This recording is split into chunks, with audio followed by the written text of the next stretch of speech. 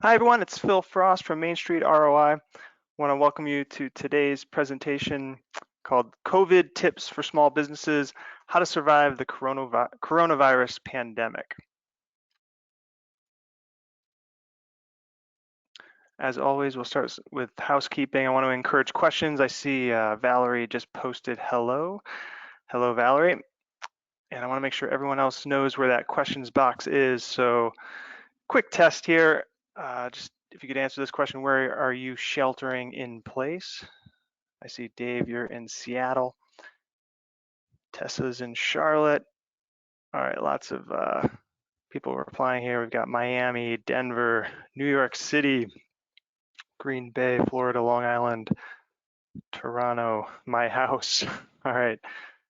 Looks like audio and visual is working here. This was also a little test for that. I always recommend turning off distractions. I know that's going to be hard if you're sheltering in place with children. I was able to bribe my wife to take the kids out, so they are out of the house. But I know a lot of you are home with kids. But if you can, try to turn off distractions. And then lastly, we are recording. I get that question every time. Oh, we've got someone from India. Welcome, Shiraz. All right, today we're going to cover how some businesses can actually gain a competitive advantage during this COVID pandemic, what your business needs to survive and maybe even thrive in this time. Then I'll walk through 2 ways that we can help your business during this pandemic, and then we'll have some live Q&A at the end. Now, for all the first timers out there, if you've not been on one of our webinars, you're probably wondering, who the heck am I? Why should you listen to me? Again, my name is Phil Frost. I'm the founder of Main Street ROI. Our business provides digital marketing services like SEO, Google Ads management, Facebook Ads management, and social media management. We also provide a lot of training. If you go to mainstreetroi.com/education, you'll see we have a lot of free information on our site, as well as more in-depth training courses that we sell. To date, we've helped over 2,000 businesses with digital marketing, and my thought leadership has been featured in Forbes, Inc., Amex, as well as Mashable. And I'm also the proud father of 2 cute kids that I now live with and see 24/7. We've got Emmett. He just turned 5 years old earlier this month, so we had a Zoom birthday party for the first time. Violet on the right, she's 7 years old. My beautiful wife, Erin, in the middle. We live on the Upper West Side of New York City. I saw some other New Yorkers on today. And typically, I go to the office, obviously not in the office today, but that is on 23rd and 6th Ave. All right, so let's dive in. Obviously, this is a scary time. I want to acknowledge that, but for our businesses, it is actually a pretty big opportunity. So I want to touch on that. So why is it an opportunity? Most importantly, a lot of your competitors right now are likely not investing in marketing. They're hunkered down, hibernating, just trying to save money. So what that means is it's actually a once in a lifetime chance to gain a competitive advantage. So if all of your competitors are not investing in marketing, let's say they're not investing in SEO, maybe they're ahead of you in the rankings, this is a great opportunity to actually gain on those competitors. Likewise with advertising, if you've been struggling to make ads work because your competitors were outbidding you, a lot of those aggressive competitors have pulled out, and some of the cost per clicks and CPMs for advertising have gone down because of that. So again, it's a good opportunity to jump in and steal some of your competitors' market share. And you've probably seen this quote before. It's from Warren Buffett. He said, be fearful when others are greedy and be greedy only when others are fearful. And I think we can all agree that pretty much everyone is fearful right now. Um, so from an investment standpoint, now is actually the opportunity when people should be jumping in and investing in good opportunities. And here's another quote from Robert Louis Stevenson. He said, don't judge each day by the harvest you reap, but by the seeds that you plant. I think that's a great quote for now, because a lot of businesses are not doing great right now. That's obvious. So you can't judge success by how much revenue you're generating right now, but you should really be judging it by the seeds that you plant for after COVID. So this will go away, and what you do now will position your business for success in the future. Another way to look at it, and I posted about this on our website. So if you had a chance to invest in Facebook or Google when it first launched, knowing what you know now, obviously you would, but back then those were pretty uh, um, scary investments. They weren't slam dunks. But then fast forward years later, and you'd be kicking yourself if you didn't invest back when you had that opportunity. So really, again, now we should be viewing this from a business perspective as an opportunity to gain that competitive advantage. All right, so I'm going to walk through what I call the COVID survival guide. So what your business needs to survive and maybe even thrive in this environment. And the first step is securing your capital. So cash for a business it's like oxygen, and obviously this needs to be a top priority right now. If you don't have the cash on hand, then unfortunately you're not going to last too long. So there are some loan options available. I'm sure you're all familiar with this. It's not going to be nothing new here. The Paycheck Protection Program, I have an asterisk there because they are not accepting applications at this time. They unfortunately ran out of money for that first round. I believe Congress is voting today on a second round, and fingers crossed they'll have a third round as well, because there's too much demand right now for these loans. But hopefully you already applied, since applications are not being accepted. And if you did already apply, then they're working through that queue, and hopefully you'll get that funding to help pay your payroll. There's also the loan advance here, where you can get up to $10,000. Again, they're not accepting applications either. They ran out of money. Then there's the express bridge loans. If you have an SBA express lender, you can get $25,000 as a way to bridge the gap here. And the other option here is SBA debt relief. Last time I checked, they still have this option available, and the SBA will relieve some of your debt, including microloans. Let me just check the Q&A here. I think might have had some questions come in. I think we're good. Okay. So other cash saving strategies. So not only would you want to get those loans, but you can also cut costs, and you obviously want to cut any unnecessary expenses. One of the easiest ways to do that is just to just close out your credit card and force a reevaluation of all of your credit card expenses. You can negotiate terms for your bigger expenses.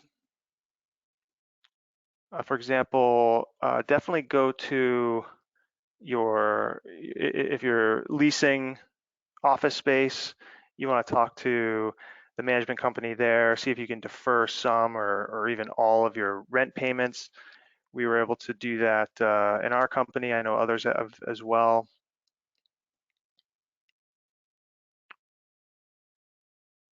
You can barter with vendors for your products and services. So if there's an opportunity to provide your product or service to some of your vendors in exchange for what they're providing you, that could help you get through this without having to lay out any cash.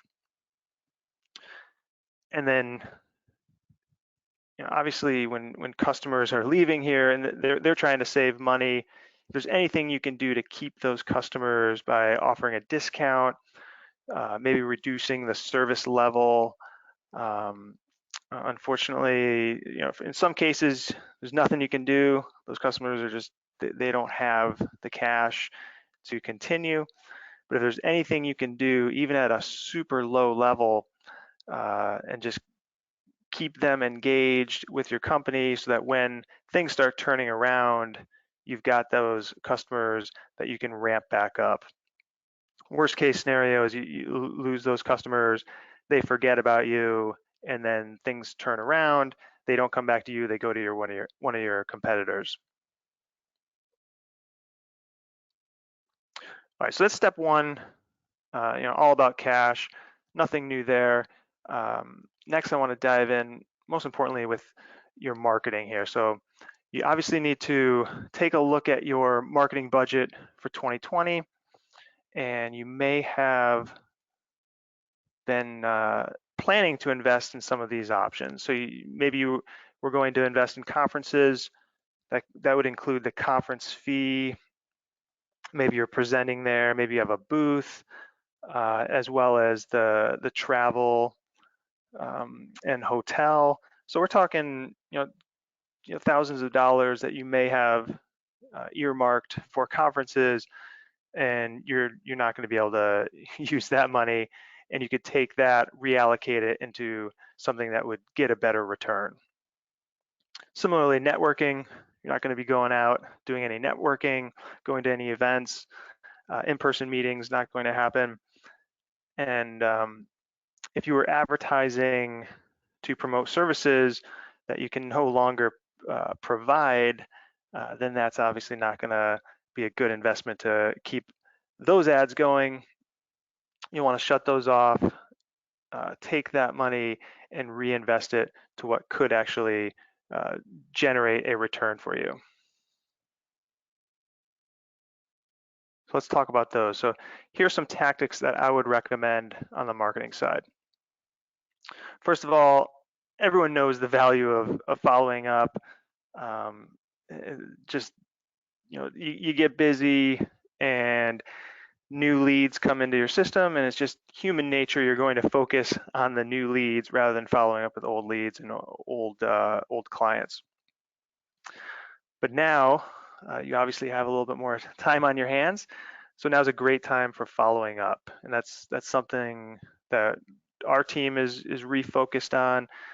We had a sales meeting on Tuesday, and we went through past clients, past customers in our business, and we're thinking through how to follow up with all of them, because again, we previously were focused on new customers. That's generally what most businesses are doing, but now is a good time to take a step back and refocus on follow-up.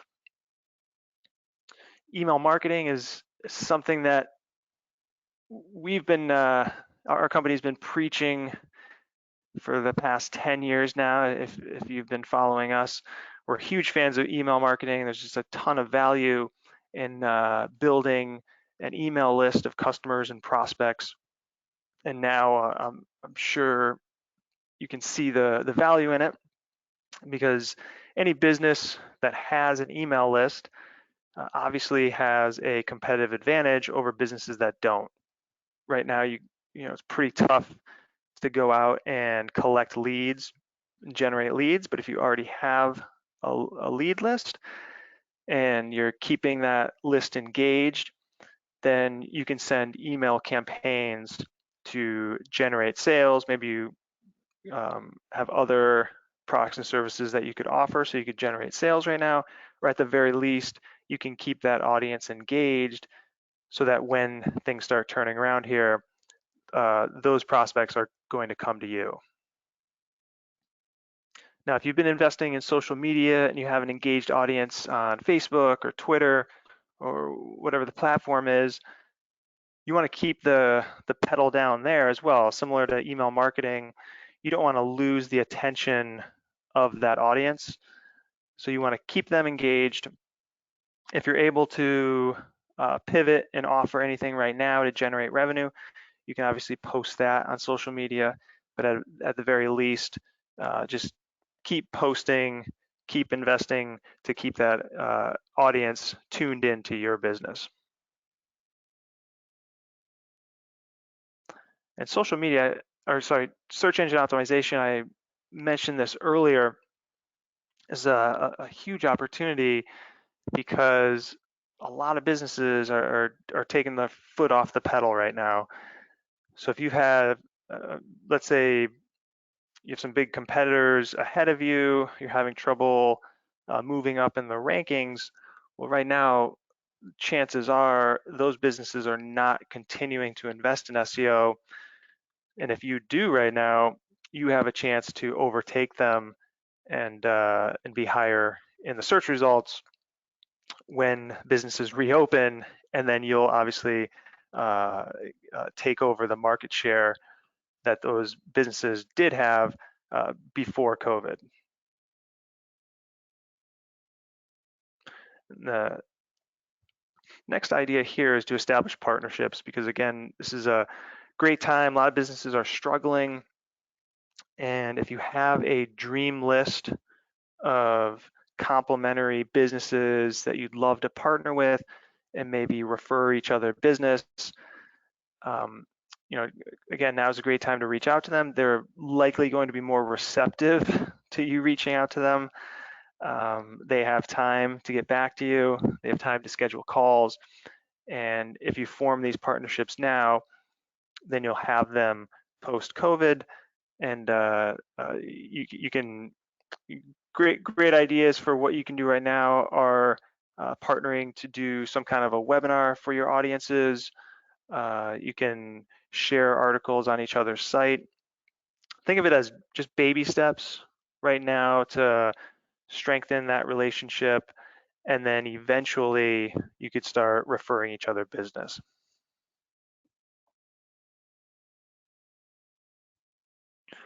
Now, if you keep investing in marketing, then you'll need to handle those sales. So step 3 here is digitizing your sales process since you can't do this in person.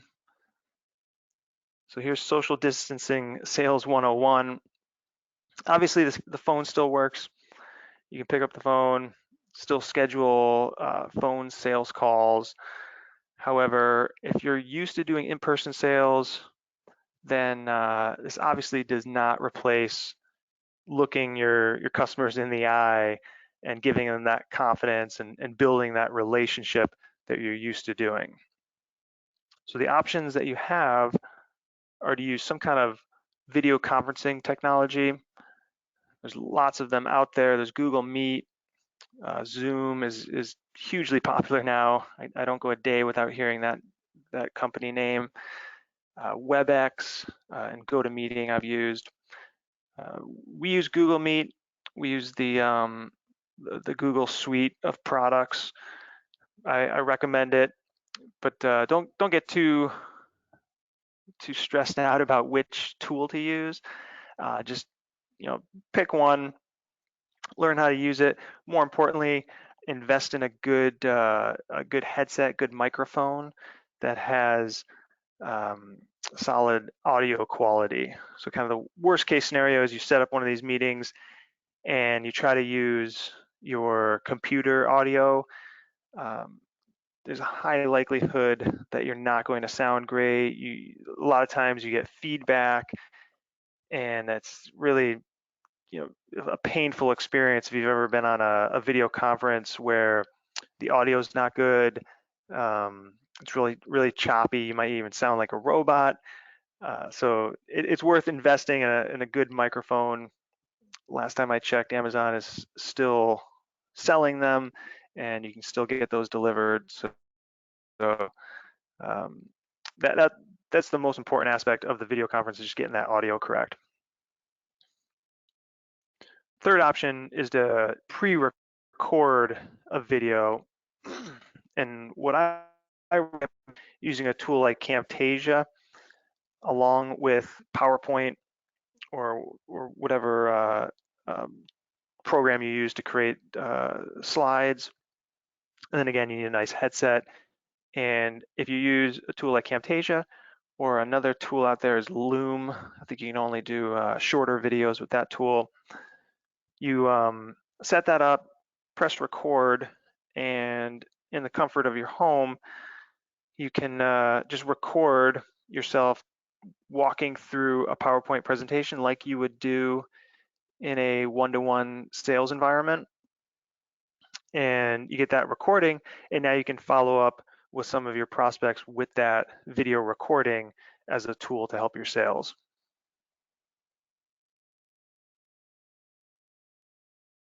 All right, now if you make some sales, then you need to worry about digitizing your fulfillment.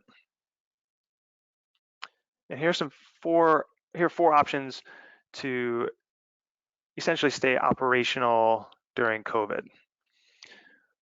So first option here, hopefully this works for you. We're basically going to go from the best case scenario down to worst case scenario. So best case scenario is you can just move your services to digital delivery. And the most prominent one that I've seen is schools. I showed you my two kids. My daughter is in first grade, and every day she is going into Google Classroom, which is a remote learning tool. She gets her assignments from her teacher. Her teacher sends videos similar to what I just mentioned earlier, like little recorded videos, as well as some live video conferencing where the students all get together and see their teacher, see their classmates. So that's a great example of a business model that is typically face-to-face, especially elementary school. And now they are 100% remote. And it was pretty rocky in the beginning. If anyone has kids, you know that. But at this point, I think we're in like week 4 or 5, and you know, it's not perfect, but they've been able to, you know, pretty much fully transition from an in-person service to a digital type service here. Next option, if you can't move to digital delivery, consider pivoting to a different service. So a great example that I saw recently was a physical therapist, and they of course do face-to-face service. You go into your physical therapist and they evaluate you, and then they go through different exercises to help whatever your ailment is. They obviously can't do that, but what this business did was they pivoted and actually partnered with another business that provides virtual gym classes. So I thought that was super smart idea. So it's kind of a combination here of pivoting as well as partnering with another business. So ideally, you could just pivot within your own company, and maybe there's a service that is no longer an option right now, but you have a different service or product that you could offer and still actually provide that to customers right now. Third option is to focus on your products instead of your services. And the example here are massage spas and hair salons. Typically, when you go in for services there, you'll see they also have products, and you may purchase products at these places. And what I'm seeing more and more is that these businesses can't provide the service, and there's no way to digitally deliver a massage. So what they've done is switched gears with their businesses. Rather than focusing on their the service side, they're focusing on the product side of their business. And ideally, they already had an e-commerce site. If they didn't, then they're scrambling, setting up their e-commerce site, and now they can sell their products via e-commerce. And kind of taking that a step further, if they already had a list, ideally a customer list of frequent customers that continue to come in, get massages, or continually come in, get their haircuts, they can use email marketing to now send messages to those customers about the fact that they can't provide their service, but they are still providing their products. And the fourth option here, if you can't do any of that, then you could offer gift certificates for future sales. And this is what you're seeing in the restaurant industry. They're getting hit the hardest, or one of the hardest.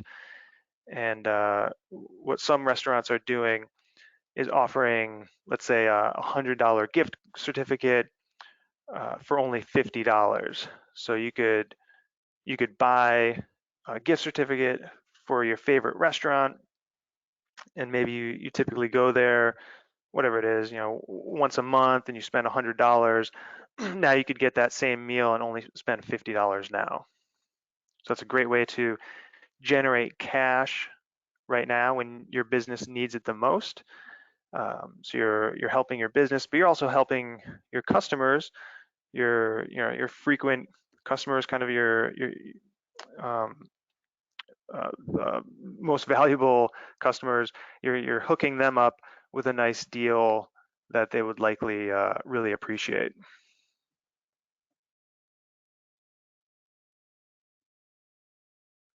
All right, so this fifth step here in the survival guide is to build a productive remote culture. And I put this in because at Main Street ROI, our team has actually been working remotely for the past 10 years. So we've tested a lot of different tactics and different tools to ensure productivity across a remote team. And I realize for a lot of businesses on the line today, this whole remote culture is new, probably pretty scary. And I wanted to give you some tips from what I've learned over the years to help keep your communication across your team, improve communication, keep the culture going that you've worked so hard to build up, and most importantly, keep that productivity high while you're working remotely. All right, so here's some tips. First one is to create some structure. One of the hardest things about working remotely is that you don't have that structure of 9 to 5 or whatever your typical office hours are. And what you can do is create more structure using what we call weekly huddles. And it's kind of like in football where the offense huddles and they call a play, and then they all break, they go to the line, they run that play. So you could have a daily huddle. We actually used a daily huddle for a while, and then we moved to a weekly huddle. It really just depends on your business, what frequency makes the most sense. At the very least, you'd want to have a weekly one. And similar to that football huddle, it's a time for your team. It could be your whole company, or maybe it's a division or just a team within your company where you all huddle, get on the same page with the priorities for that week, make sure everyone has what they need, answer questions, make sure no one's stuck and actually can't move something forward, make sure they're unstuck. And then you break that call. Everyone can get their work done on their own time throughout the week, and then you regroup again that next week, or maybe it's every couple days, again, whatever that schedule is. So that helps create structure. It also, meetings typically are big time sucks, but in this case, it actually should save your entire team a lot of time because throughout the week, individuals on your team are going to have questions. And if it's not urgent, what they can do is put those questions into your weekly huddle agenda. And then when you have that weekly huddle, you get all the questions answered. And then again, everyone breaks, does their work for the week. If you don't have this huddle and people don't know that they're going to talk to you every Tuesday at 1 p.m., then what they're going to do is just whenever they have a question, they're going to contact you. They might be calling you randomly throughout the day, throughout the week, sending you lots of emails, and that's going to be a huge productivity killer because you'll be just answering lots and lots of questions, maybe even the same question over and over again, because people aren't using the huddle to get all those questions answered.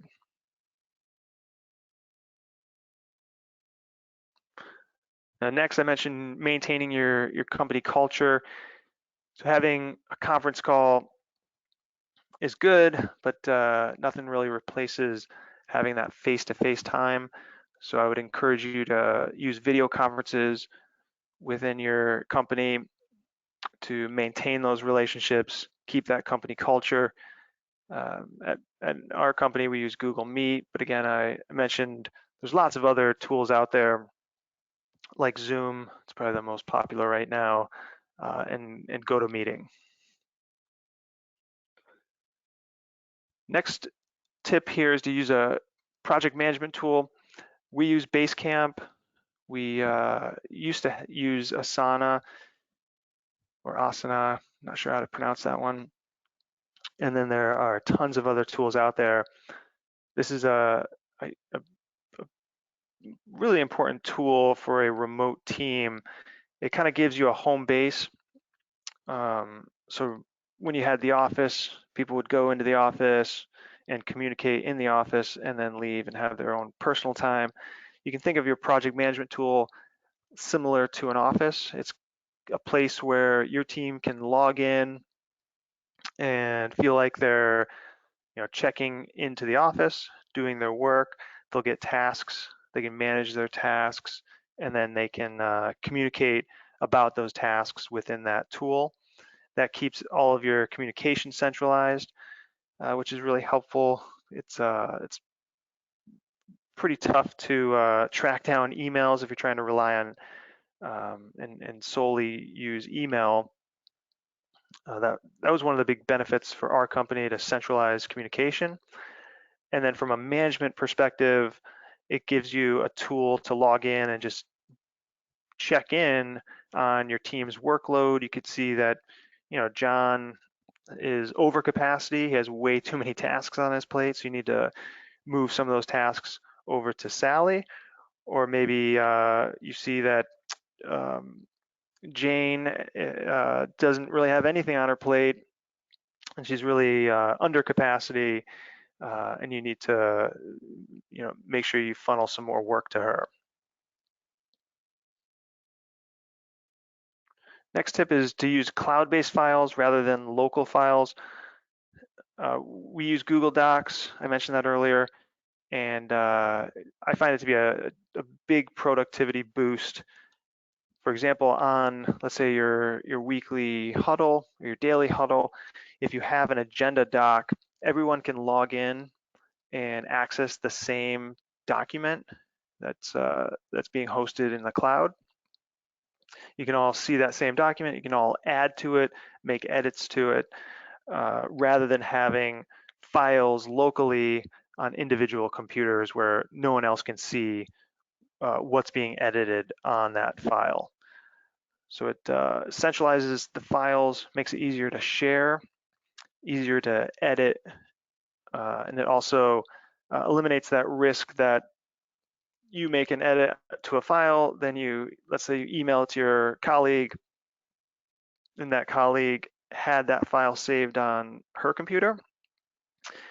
if she edits the wrong file, you might lose some of the edits that were made previously.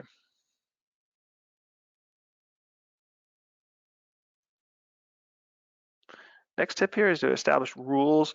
So again, one of the problems with remote working is you don't have that that office where you're going in, you do the work, and then you leave and you go have your personal time.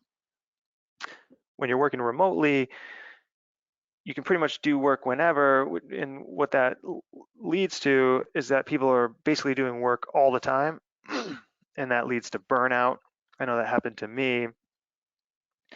So the way to mitigate that risk is to establish when different team members are in the office versus out of office. And we do that using Google Calendar, and we encourage team members to block off times when they're out of office. And this calendar is shared across the team, so everyone has access to each person's calendar, and you can see, hey, John is not available after 6 p.m. So if it's after 6 p.m., I'm obviously not going to call John. He's quote out of office, and that helps create a better work-life balance for your team, um, and it just makes things a little bit more efficient for scheduling. You can waste a lot of time going back and forth trying to find times. Uh, when you have a shared calendar like this, you can just see that, hey, the person you want to meet with is available at this time, and then you just suggest that time.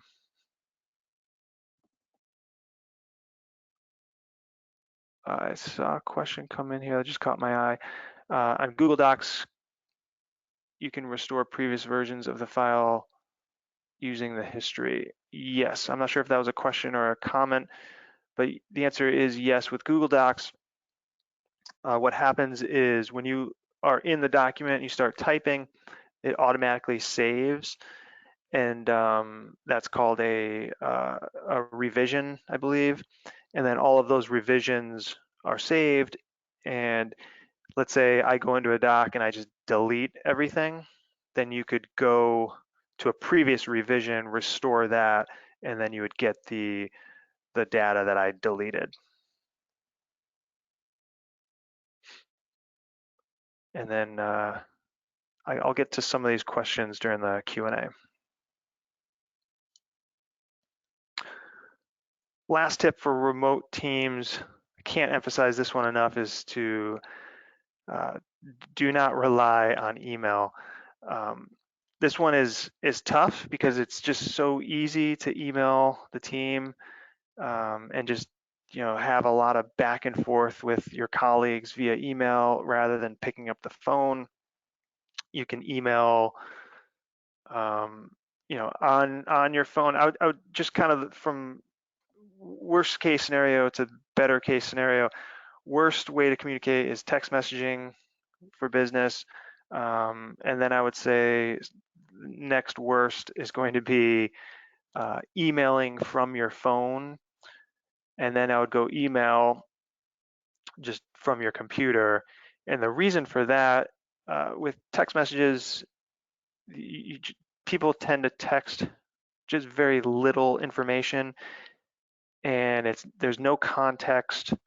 It might not even have proper punctuation, and it just leads to a lot of miscommunication.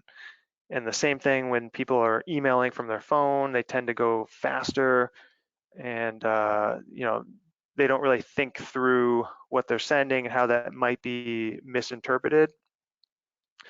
So I would discourage that across your company. I would discourage texting for business purposes as well as emailing from a phone.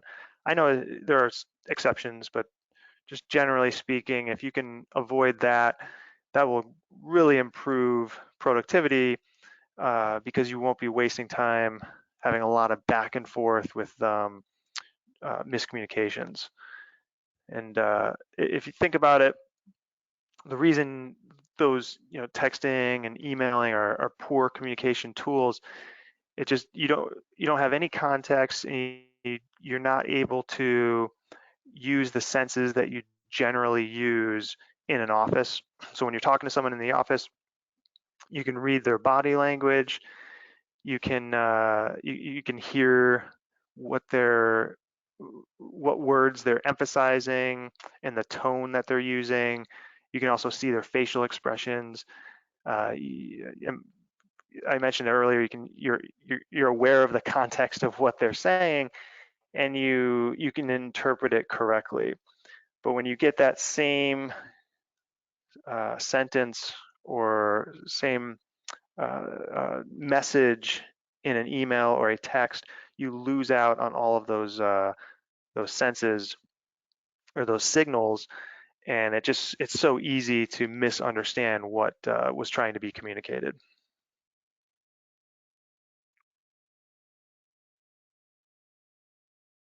All right, before we get to Q&A, I do want to cover how we can help during this crisis.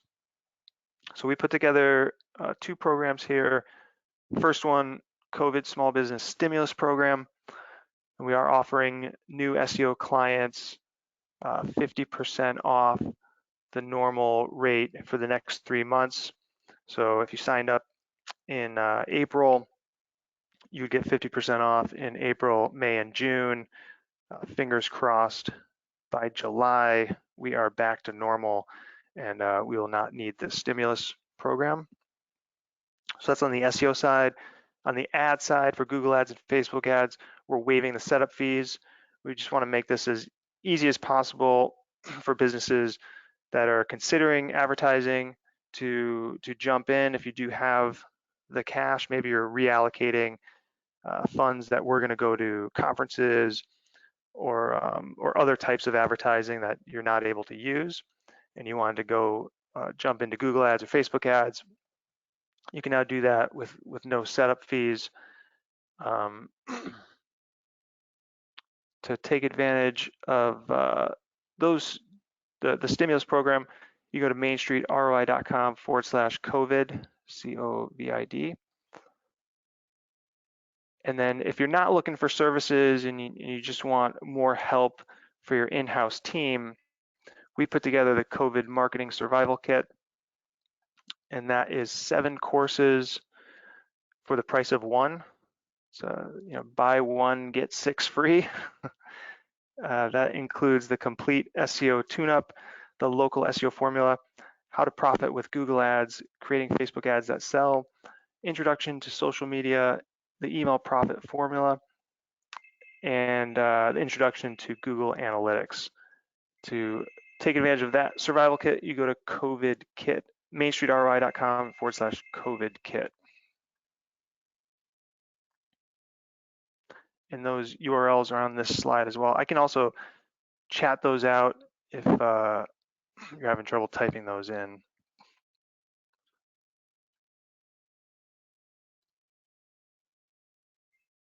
Okay, let me get through some of these questions I missed.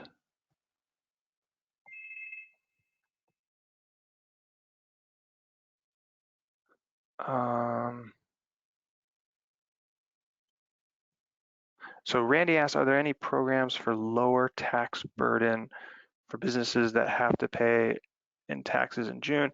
So I do know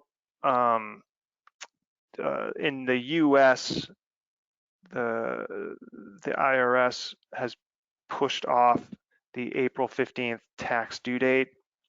I believe it is in June. However, I would recommend you reach out to your accountant. So yeah, there is tax relief, but I don't believe it's lowering your taxes. I believe it's just pushing out how much you owe, and obviously you could work on some kind of payment plan with the government there.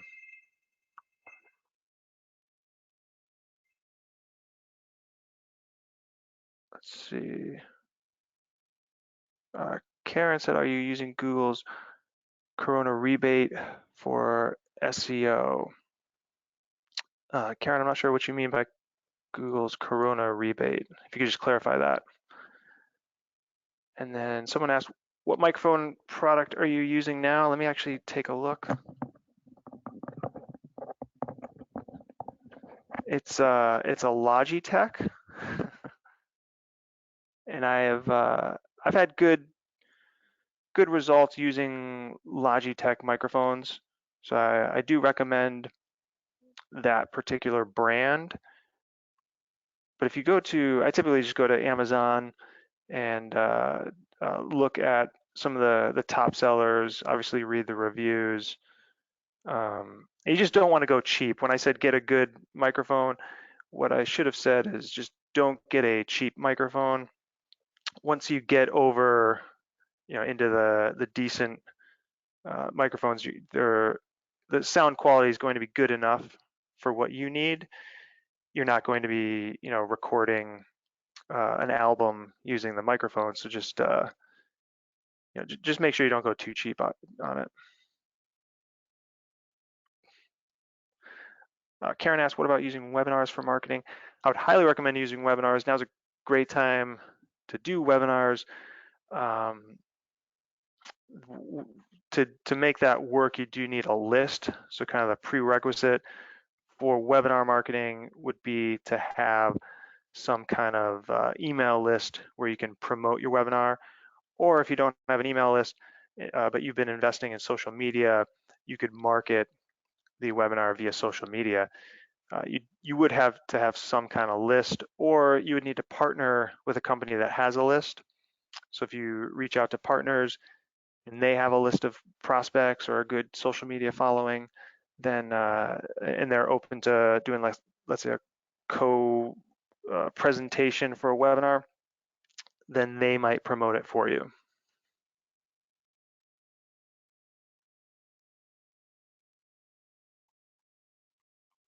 Okay, I'm just scrolling down here. Hayden asked, what are the best remote team communication methods? So I would recommend, again, the huddles. And you can do that just via conference call. You don't have to go on video for those. But video is great, but kind of depends on your team, your culture, and the timing of those calls, whether people can get on their laptop and do a screen share or a webcam video. So that at the very least, a conference call. So calls would be the primary way to be communicating with your remote team. And then the video calls, we do it monthly where we have video calls. It's just to maintain those relationships, make sure we have some face-to-face time. But those are going to be your primary ways to communicate. And then email, you're not going to always be communicating via phone, but you can, of course, send some emails. Just don't rely totally on email.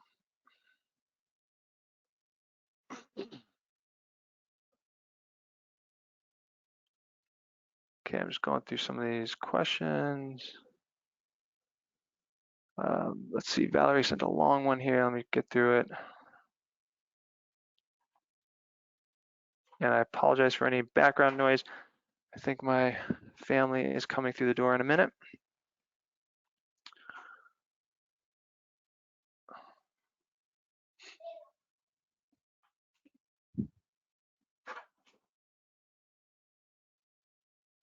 Let's see, Valerie. So the main question here is, any suggestions about the best ways to improve our SEO to gain more traffic for the future?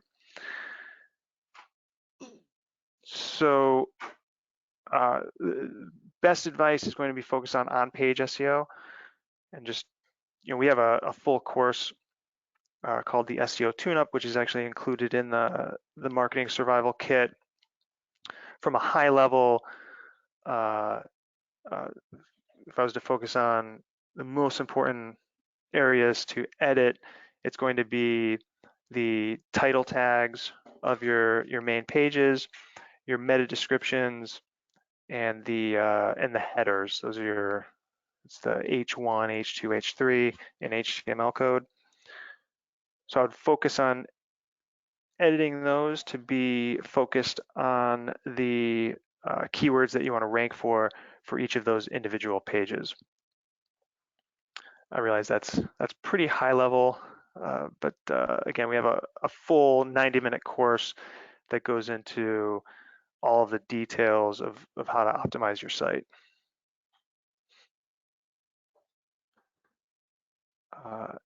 Eliza said, are you seeing costs for Facebook and Google Ads increasing? How can you get the most productive campaign to your existing and potential customers? So I'm not seeing the ads increasing. So I've actually seen a decrease in ad costs, which makes sense as so Google Ads and Facebook ads it's based on an auction, and when businesses are pulling out of the auction, it means less businesses are bidding up the costs to advertise. So with less competition, the costs should decrease. They should not increase. And as far as the most productive campaign to your existing and potential customers, so if you're going to advertise, the most productive way to reach existing and potential customers is to use a email file, or sorry, a database of emails of your prospective and existing customers. You can upload those into Google as well as Facebook, and then those programs match the contact information to users in their network. And then you can launch campaigns just targeting, let's say, your customers, or just targeting your prospects. So if you have those email lists, that's going to be the most productive way to advertise to them. And then if you wanted to expand your reach, a great tactic after you've uploaded that customer list is to create a lookalike audience based on that list. And then whether it's Google or Facebook, they find additional users that have similar characteristics to your customers. And then you can show ads to those folks.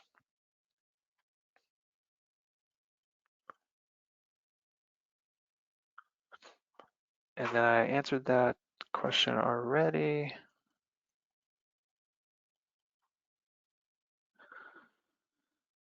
And then someone asked about when Google My Business reviews will resume working.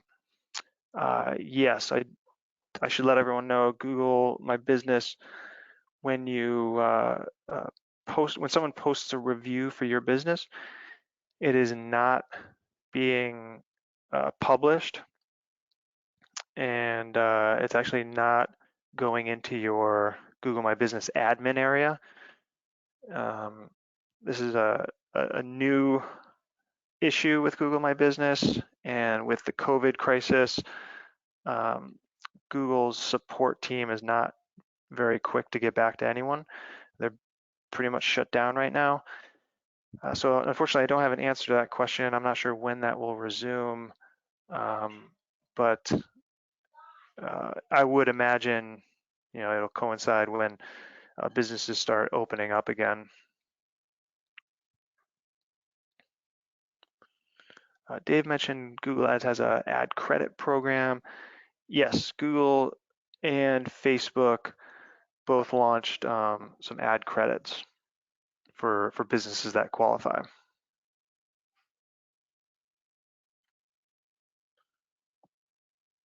And what version of GoToWebinar do you recommend? So if you're just getting started, you can get the lowest plan for GoToWebinar. I can't remember how many attendees you're allowed to have.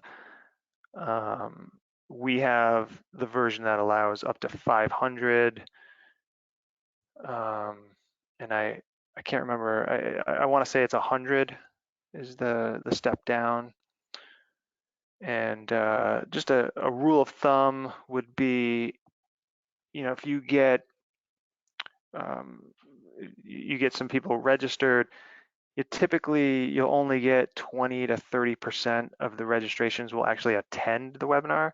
So just keep that in mind. If you have the version that will allow 100, you could still have more than 100 register because only 20 to 30% will actually attend.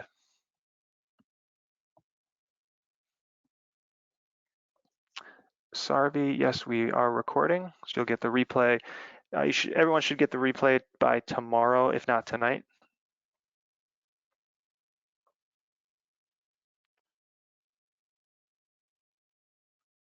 Let's see here. Also, Randy asked, what are the best ways for building out email lists, both paid and unpaid methods? Unpaid, best method is to partner with other businesses that have lists and co-present a webinar. So if you can partner up with another business and come up with a topic for a webinar that would be interesting to both of your lists, then you both promote it to your lists, and then you would both gain access to the registration lists and build up your email database. That's definitely the best unpaid method, because you could partner with someone that's much larger than your business and has a bigger list, and you would be able to capture those emails and grow your list very quickly. And then as far as paid, best option there is to offer some kind of free information. So you could have a free guide, free checklist, and advertise that to build up your list.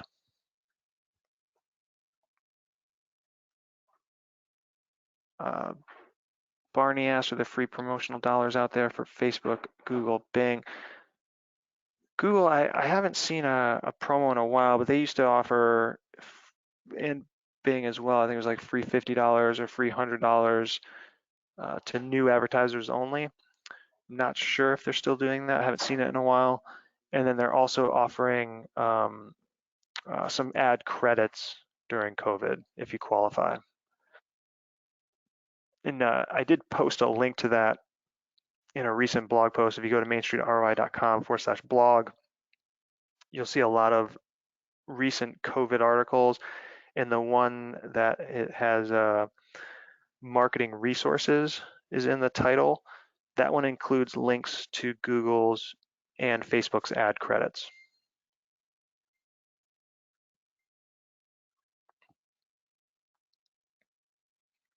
Eliza asked, which type of ad is more impactful on social media, video, picture, or type? Definitely video. Video is by far your best option for social media. Barney, I addressed this earlier as far as Google accepting reviews. I don't have an answer because unfortunately Google's support is not being responsive, but I would imagine once once businesses return, Google's support will return and we'll start getting answers then.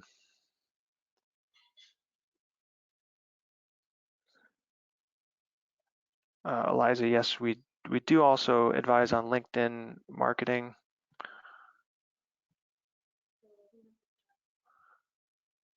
And I just got through all the Q&As. I do have to wrap it up. My daughter has her Zoom meeting at 1. So I wish you all the best. Stay safe. Take care, everyone.